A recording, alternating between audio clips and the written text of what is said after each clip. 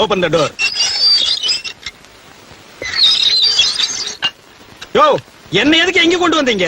இங்க இருக்கிறவெல்லாம் முடிச்சவிக்கி மொல்ல மாறி முகமூடி கொள்ளக்காரனுங்க. சட்டப்படி என்ன காமன் செல்லில கொண்டு போய் வைக்கணும். அது ஒண்ணு இல்ல, கருப்பு கொடி காட்டினவங்க எல்லாம் காமன் செல்ல நிறைஞ்சு போயிட்டாங்க. அதனாலதான் இந்த செல்லு கொண்டு வந்திருக்கோம். எதுக்காக கருப்பு கொடி காட்டினாங்க? புரியல. புரியாம தாயா நாட்டுல குழப்பத்தையே உண்டு பண்றீங்க. ஆமா, இங்க ஏசி இருக்கா? ஏசி இங்க இல்ல, வெளியில டியூட்டில இருக்கு. ஓ, நீ ஒரு விளக்கண்ண மூஞ்சி, வாயா.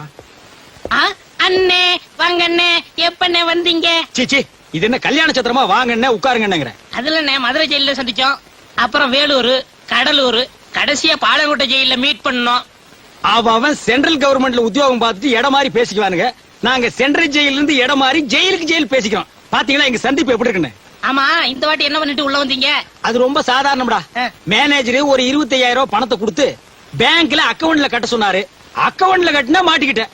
என்னன்னு அநியாயமா இருக்கு. அக்கவுண்ட்ல கிணத்துக்கா மாட்டிக்கிட்டீங்க? கட்டினது அவன் அக்கவுண்ட் இல்ல, என் அக்கவுண்ட். இதுக்கு உள்ள புடிச்சு போடாம உங்களை கொஞ்சம் கலக்கும். இது பயங்கரமான மோசடி, தெரியுமில்ல? சரிடா, நீ என்ன பண்ணிட்டு உள்ள வந்த?